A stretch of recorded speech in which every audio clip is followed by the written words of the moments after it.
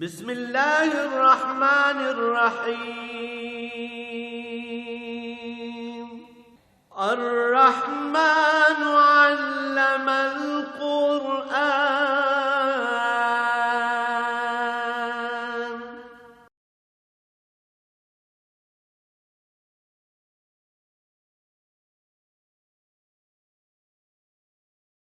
الحمد للہ رب العالمین والصلاة والسلام علی حبیبہ محمد وآلہ وصحبہ اجمعین. اعوذ باللہ من الشیطان الرجیم. بسم اللہ الرحمن الرحیم.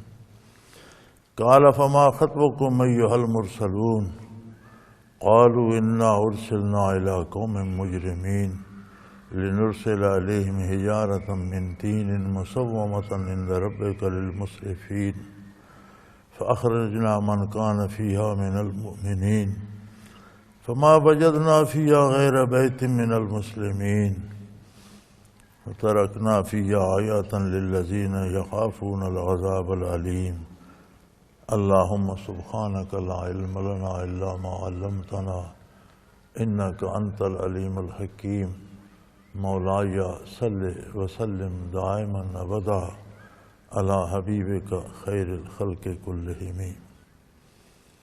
تو ابراہیم علیہ السلام نے فرشتوں پہ سوال کیا کہ تمہارا آنے کا کوئی اہم مقصد ہوگا، صرف یہ خبر دینے کے لیے تو تم نہیں آئے، کوئی اور مقصد بھی ہوگا، وہ کیا ہے؟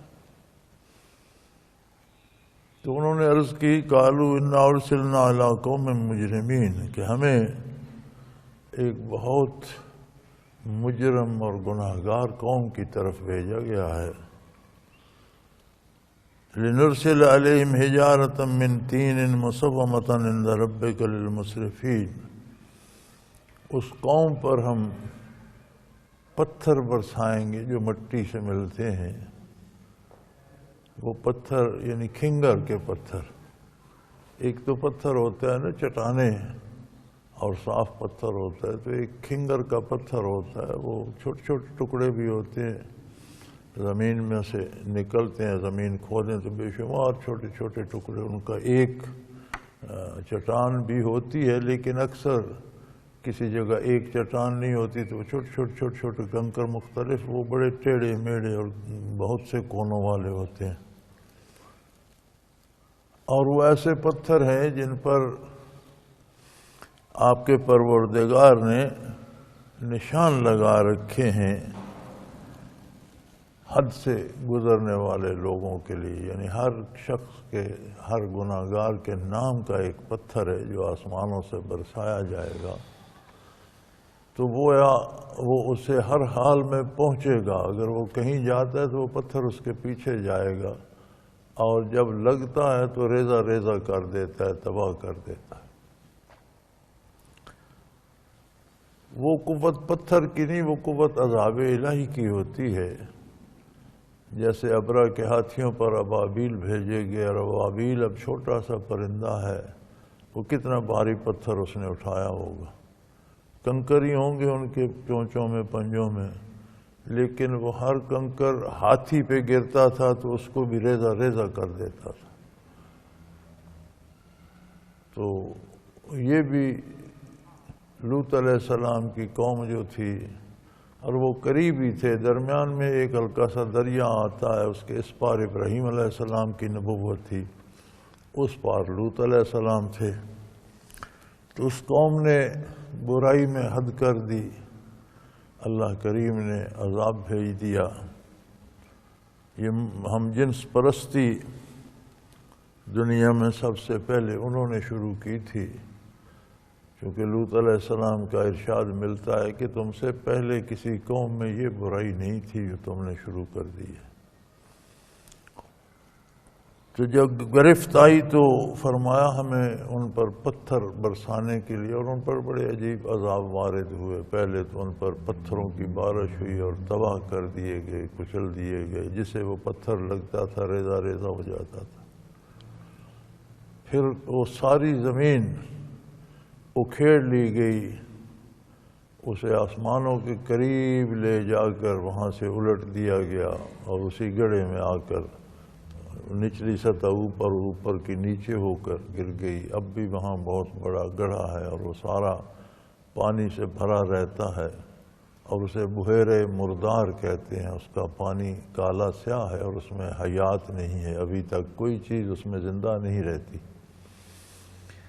بلکہ وہ دریا جو درمیان میں حد فاصل تھا وہ اب بھی آ کر اسی گڑھے میں گرتا ہے۔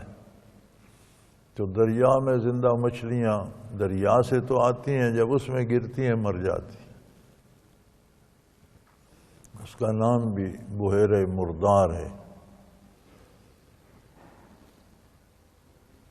تو فرمایا ہم نے ان پر پتھر برسانے ہیں جو مٹی سے ملتے ہیں، اور ان پر ہر شخص کا نشان ہے، ہر فرد کے لیے ایک پتھر ہے، چھوٹے بڑے کے لیے۔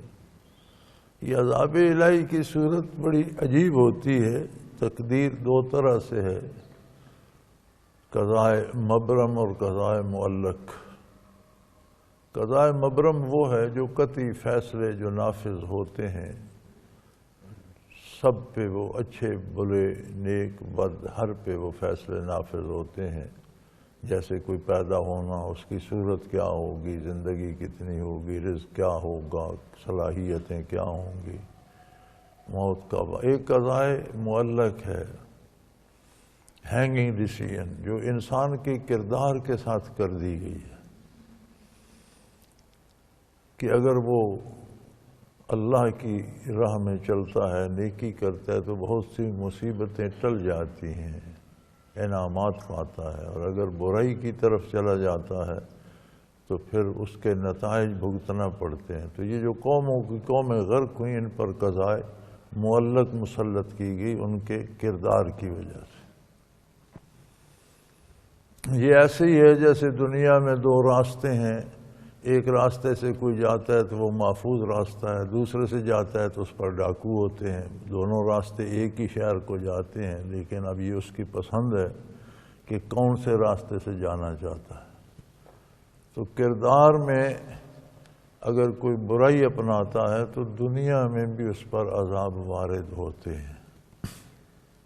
ہمارے ہاں تو اب یہ رواج ہو گیا ہے نا کہ دنیا میں پریشانیاں آئیں تو یہ کہا جاتا ہے کہ جی کسی نے جادو کر دیا ہے۔ کل بھی میرے پاس ایک ایسا ہی کیس آیا تھا، جی ہم پر کسی نے جادو کر دیا ہے، اور ہم پیسے تو ہمارے پاس بڑے ہیں، ہم کھاتے پیتے لوگ ہیں، لیکن ایک دوسرے سے لڑتے رہتے ہیں اور کوئی ایک دوسرے سے بات نہیں کرتا، اور عجیب و غریب بیماریاں آ جاتی ہیں، بچے کہا نہیں مانتے، بچے برائی پہ لگ گئے ہیں۔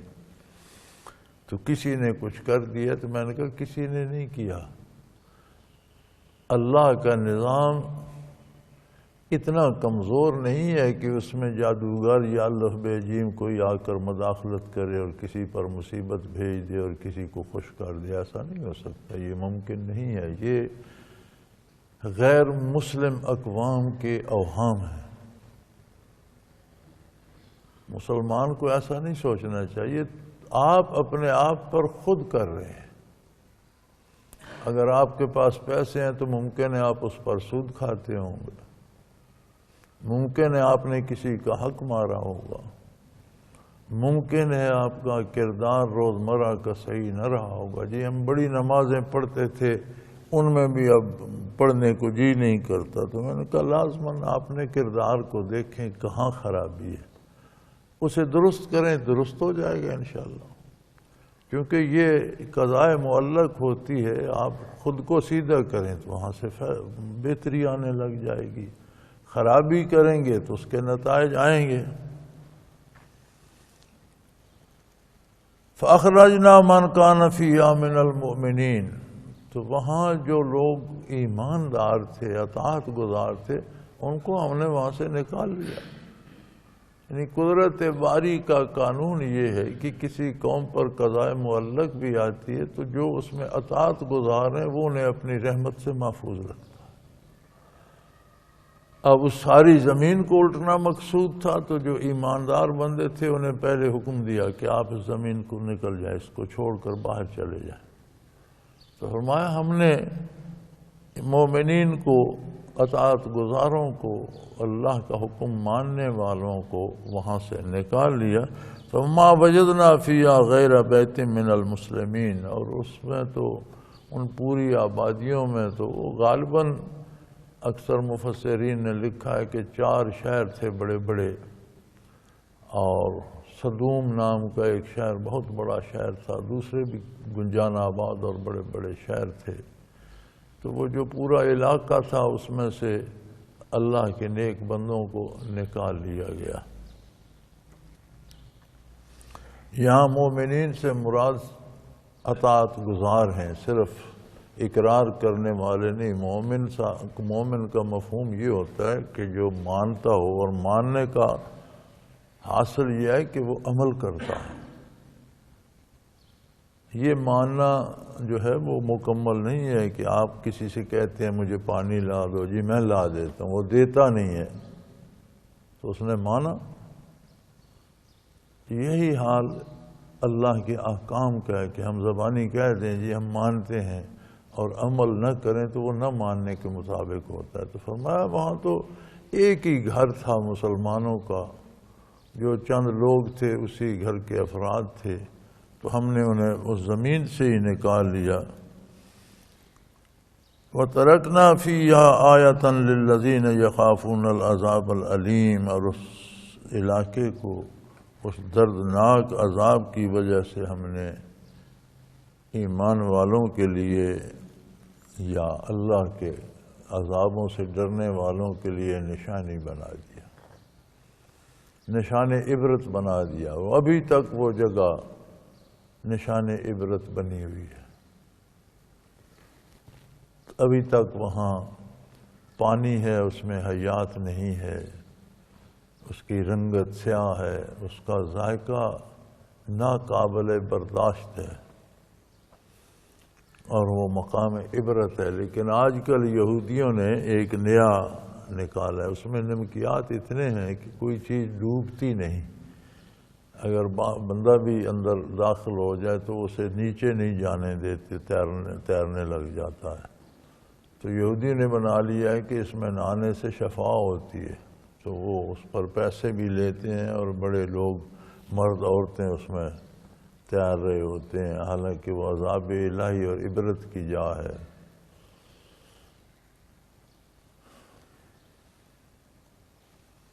وَفِي مُوسَىٰ إِذْ أَرْسَلْنَاهُ إِلَىٰ فِرْعَوْنَ بِسُلْطَانٍ مُبِينٍ، اسی طرح عبرت کی داستان موسیٰ علیہ السلام کے واقعہ میں ہے، جب ہم نے انہیں معجزات عطا کر کے اور واضح دلائل عطا کر کے فرعون کی طرف بھیجا۔ بہت بڑی دلیل ہے عظمت الہی کی کہ فرعون روئے زمین پر اپنے عہد کا بہت بڑا حکمران تھا، مطلق العنان، اتنا مطلق العنان تھا کہ خود کو سجدے کرواتا تھا کہ تمہارا رب تو میں ہوں۔ یہ کفر کے معاملات جو ہیں یہ بڑے عجیب ہوتے ہیں اور انسانی عقل و شعور میں نہیں آتے۔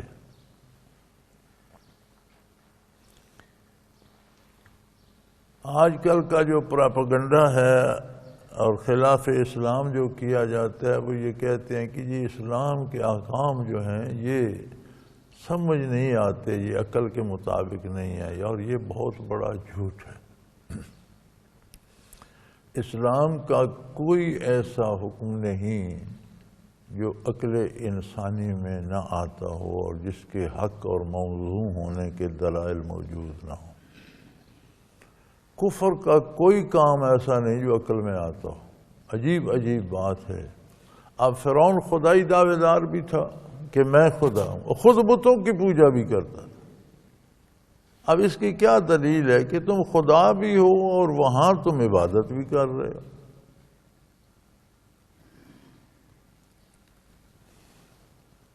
وہ دوسری جگہ وہ کہتے ہیں نا، جب جادوگروں کو سزا دیتے تو اس کے اہل دربار کہتے ہیں کہ ان کو تو آپ نے سولی دے دی لیکن موسیٰ اور اس کی قوم کو چھوڑ دیا، آپ کو اور آپ کے معبودوں کو، آپ کے بتوں کو یہ برا بھلا کہتے ہیں۔ تو پتہ چلتا ہے کہ خود اپنی خدائی کا دعوے دار بھی تھا محل میں بھی بت کھڑے کر رکھے تھے، خود ان کی پوجا بھی کرتا تھا۔ یہ کہاں سے عقل میں آنے والی بات ہے کہ آپ خدائی دعوے دار بھی ہیں اور پھر پتھروں کی پوجا بھی کر رہے ہیں۔ اسی طرح ہمارے ساتھ یہ بر صغیر میں سب سے بڑا مذہب ہندو مت ہے، جین مت ہے۔ عجیب بات ہے کہ اس عید میں بھی، اب اگلے دن میں دیکھ رہا تھا، وہ کمپیوٹر پہ آ رہی تھی بات کہ ہندوستان میں جتنی دوائیں بنتی ہیں جو ہم بھی وہاں سے منگاتے ہیں، کوئی دوا ایسی نہیں جس میں گائے کا پیشاب یا اس کا گوبر شامل نہ ہو۔ وہ تبرک کے طور پر شامل کرتے ہیں، بڑے بڑے اربوں روپے لگا کر محلات بناتے ہیں، تو اس کا افتتاح اس طرح کرتے ہیں کہ پہلے گائے کو اندر لے جاتے ہیں، وہ پیشاب کرتی ہے تو افتتاح ہو گیا، برکت ہو گئی۔ بڑے بڑے ان کے جو پروہت اور مذہبی لوگ ہیں، وہ گائے کا پیشاب ایک بوتل میں لے کر جیب میں لیے پھرتے ہیں۔ وہ سمجھتے ہیں کسی گناہگار سے ہاتھ میں لا لیا یا لباس بھی ٹچ ہو گیا تو ہم پر نحوست آئے، پھر وہ اسے دور کرنے گائے کا پیشاب اپنے اوپر چھڑا۔ اب یہ کون سی عقلی دلیل ہے؟ اس میں بندروں کی پوجا ہو رہی ہے، سانپ کی پوجا ہو رہی ہے، درختوں کی پوجا، اس میں کون سی عقلی دلیل ہے کہ انسان جانوروں کے سامنے سجدہ ریز ہو جائے؟ کوئی اس میں کون سی عقل کی بات؟ تو فرمایا فرعون کا بھی یہی عالم تھا، تو ہم نے واضح دلائل اور روشن دلیلیں اور معجزات دے کر اتنے بڑے حکمران کو جو دنیا میں خدائی کا دعویٰ کرتا تھا، اپنے ایک نبی کو، اور انہوں نے گزارش کی تو ان کے بھائی کو بھی نبوت عطا ہو گئی، اور 2 بندے خالی ہاتھ، نہ ان کے پاس کوئی تلوار ہے، نہ تیر ہے، نہ فوج ہے، نہ لو لشکر ہے، نہ دولت ہے، نہ عوام کا انبوہ کثیر ہے، کچھ بھی نہیں، صرف 2 بندے ہیں۔ اور مفسرین لکھتے ہیں کہ موسیٰ علیہ السلام کا لباس ایک کمبل تھا جو انہوں نے اوڑھ رکھا تھا، درمیان میں سے سوراخ کر کے سر باہر نکالا ہوا تھا، اور جو گلا بنایا تھا اس میں کانٹے، اور اس کی دونوں اطراف پہ بھی کانٹے پرو کر اسے بند کیا گیا تھا، اور کچے چمڑے کے بنے ہوئے جوتے تھے۔ چمڑا رنگنے کا رواج نہیں تھا، چمڑا خشک کر کے اس کے جوتے بنا لیتے، چپلیاں سی بنی ہوئی تھیں۔ ایک ایسے آدمی کے سامنے جس کے چوکیدار اور چپڑاسی بھی سونے کے کنگن پہنے پھرتے تھے، اور بڑے بڑے محلات اور عالی شان دربار اور لو لشکر اور دولت کے انبار تھے، تو فرمایا بات دلیل کی ہے، بات دولت یا دولت کی کمی کی نہیں۔ ہم نے واضح روشن دلائل دے کر موسیٰ علیہ السلام کو بھیجا۔ فَتَوَلَّى بِرُكْنِهِ، اس نے اپنی طاقت کے گھمنڈ میں پرواہ نہیں کی، کوئی اہمیت نہیں دی، بات پر غور ہی نہیں کیا، اتنا تکلف ہی نہیں کیا کہ جو یہ کہتے ہیں وہ سچ ہے یا میں جو کہہ رہا ہوں وہ سچ ہے۔ وقال ساحر او مجنون، معجزات دیکھے تو کہنے لگا یہ کوئی جادوگر ہے جو اس طرح کی چیزیں پیش کر رہا ہے، اور پاگل ہے، جیسی باتیں کرتا ہے جو کوئی کسی کی عقل میں نہیں آتی۔ شیطان کا وتیرہ یہ ہے کہ جو اعتراض ان کفار کے منہ سے نکلا کرتے تھے جن پر عذاب واقع ہوا، وہی اعتراض عہد نبوی میں ان کفار کے منہ سے نکلتے تھے جن پر عہد نبوی میں عذاب واقع ہوا، جو بدر و احد میں ہلاک ہوئے، جو مبتلا عذاب ہوئے۔ اور عجیب بات ہے، عین وہی الفاظ آج کا اعتراض کرنے والا ہے اس کے منہ سے بھی نکلتے۔ شیطان یہ کوشش کرتا ہے کہ جو عذاب ان پر واقع ہوا اسی میں یہ بھی گرفتار ہوں، وہی الفاظ ان کے منہ سے نکلوائے جائیں۔ اسی طرح جو ارشادات انبیاء ہوتے ہیں، جو اللہ کا کلام ہے، جس کی زبان پہ وہ ہوتا ہے اس پر وہی برکات، انہی میں سے اس کو حصہ ملتا ہے جو انبیاء علیہ السلام کے ساتھ نازل ہوتی۔ اسی لیے تلاوت بہت ضروری عبادت ہے کہ روزانہ کی جائے، حدیث شریف کو سنا بھی جائے، پڑھا بھی جائے، اور عمل کیا جائے۔ قرآن ہی کی تفسیر ہے ساری حدیث، ساری سنت قرآن کی تفسیر ہے۔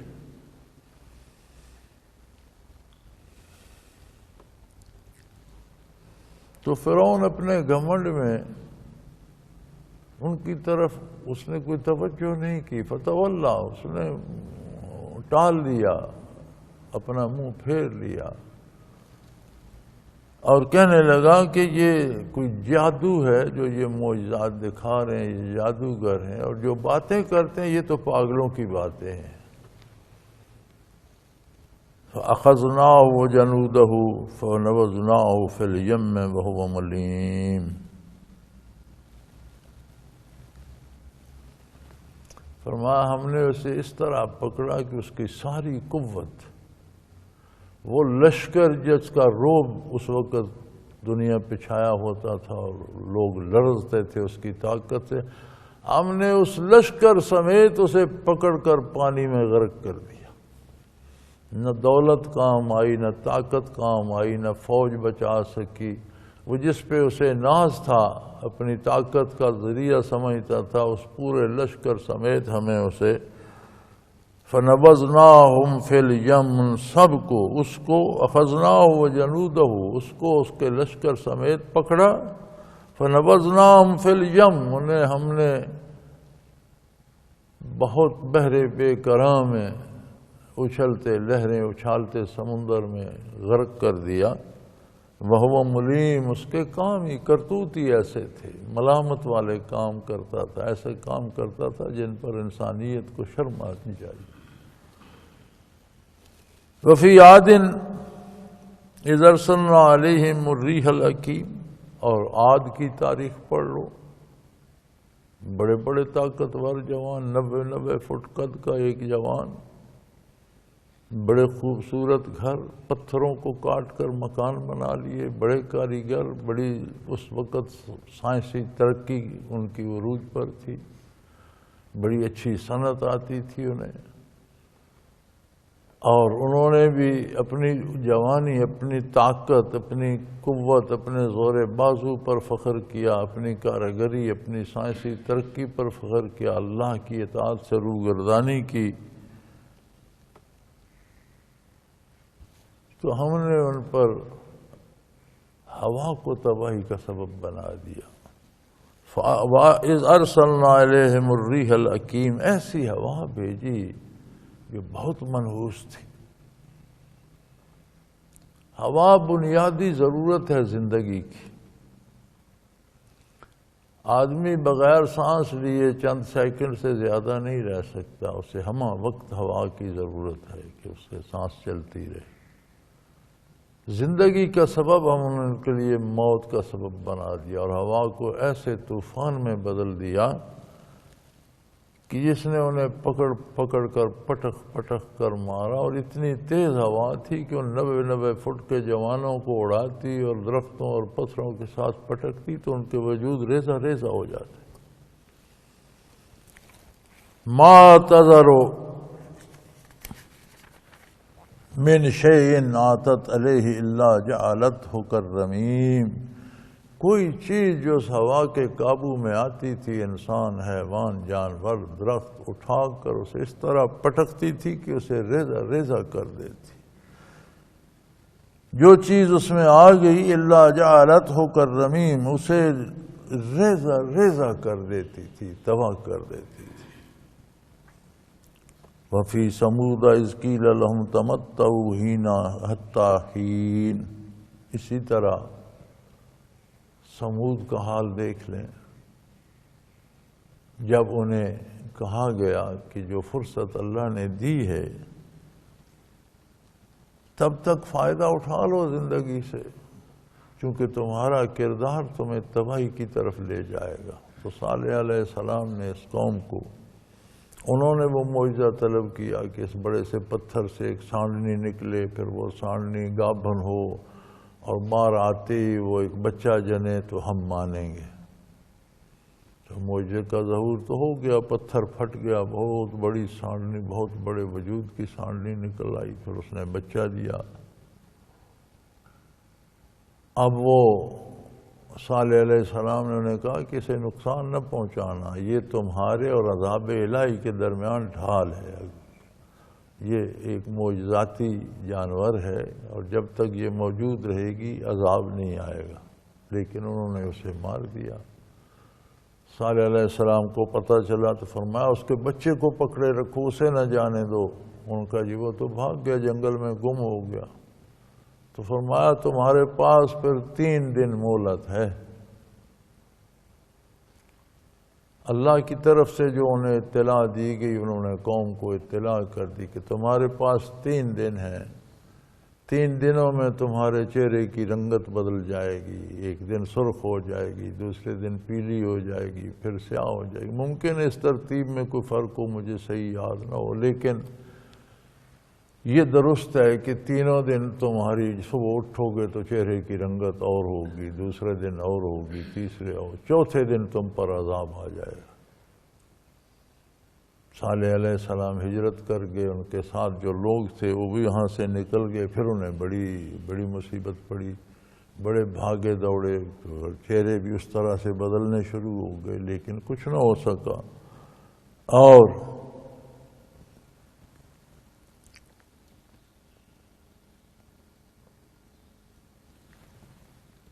اخذناہم مصاعقہ، ان پر ہم نے ایک کڑک بھیج دی۔ جس طرح کبھی کبھی آپ نے سنا آسمان پر بجلی کڑکتی ہے، کڑک کی ایک آواز آتی ہے تو اندر بیٹھے ہوئے دل دہل جاتا ہے، ان پر ہم نے ایسی کڑک بھیجی کہ ان کے دل پھٹ گئے، کوئی زندہ نہ رہا، کوئی متنفس باقی نہ رہا۔ وَهُمْ يَنْظُرُونَ، اور دیکھتی آنکھوں، انہیں تو مہلت دی گئی تھی 3 دن، اور دیکھتی آنکھوں، انہیں علم تھا، وہ جانتے تھے ایسا ہوگا اور ایسا ہوا۔ قوم نوح من قبل، اور نوح علیہ السلام کی قوم کو دیکھ لیں، اس سے پہلے وہ گزرے ہیں، ان کا حال دیکھ لیں۔ نوح علیہ السلام کی استقامت دیکھیں اور قوم کی بدبختی دیکھیں کہ 950 سال، 950 برس تبلیغ کی نوح علیہ السلام نے۔ 950 سال دیکھتے رہے کہ ایک بندہ ایک ہی نظریے پہ قائم ہے اور اس کا کردار بے عیب ہے، اللہ کا نبی ہے۔ انبیاء کا ہر کام امت کے لیے دلیل اور حجت ہوتا ہے، اسی لیے انبیاء کو عصمت سے نوازا جاتا ہے، یعنی ان سے گناہ ہو ہی نہیں، وہ غلطی کرتے ہی نہیں، کیونکہ اگر اللہ کا نبی غلطی کرے گا تو ساری قوم اس غلطی کو ثواب سمجھ کر اختیار کر لیتی ہے، اس لیے انبیاء معصوم عن الخطا ہوتے ہیں، ان سے غلطی کا امکان ہی نہیں ہوتا۔ تو 950 برس ایک ہستی کو دیکھتے رہے جس کا قول بھی سچ تھا، اور 950 برس میں اس قول سے وہ پھرا نہیں، ہٹا نہیں، جس کا کردار بھی حق تھا اور 950 سال سے اس کردار میں کوئی فرق نہیں آیا، تو کم از کم اتنا ہی سوچ لیتے کہ اللہ کا یہ محبوب بندہ حق پہ قائم ہے اور اس کا کردار بھی خوبصورت صاف ستھرا ہے، لیکن انہوں نے بات نہیں مانی۔ انہم کانوا قوما فاسقین، یہ بدکار قوم تھی۔ اللہ کریم نے نبی پر ایمان نہ لانے یا نبی کے اتباع سے محروم رہنے کا سبب بتا دیا کہ یہ کیوں نبی کے اتباع سے محروم رہے، کیوں نبی پر ایمان نہیں لا سکے۔ انہم قوما فاسقین، انہم کانوا قوما فاسقین، یہ بدکار قوم تھی۔ اور گناہ کا صرف یہ نہیں ہے کہ گناہ سے اللہ ناراض ہوتے ہیں یا عذاب ہوتا ہے، گناہ سے توفیق اطاعت پیغمبر چھن جاتی ہے۔ اس دنیا میں گناہ کا جو سب سے بڑا سخت عذاب ہے، جو بہت بڑی سزا ہے، وہ یہ ہے کہ جب آدمی شریعت کے خلاف کام کرتا ہے تو اس سے باقی امور میں بھی اتباع شریعت کی توفیق چھن جاتی ہے۔ تو فرمایا 950 برس ان پر کیوں اثر نہیں ہوا، یہ بدکار لوگ تھے، بدکاروں کو توفیق نہیں ہوتی نبی کے ساتھ رشتہ جوڑنے کی۔ سونے پانی میں غرق کر دیا، وجعلنا من الماء کل شیء حی، ہر چیز کی زندگی کا مدار بنا دیا ہم نے پانی پر رکھ دیا، لیکن وہی پانی جو مدار حیات تھا ان کے لیے عمومی تباہی اور موت اور بربادی کا سبب بن گیا۔ وآخر دعوانا ان الحمد للہ رب العالمین۔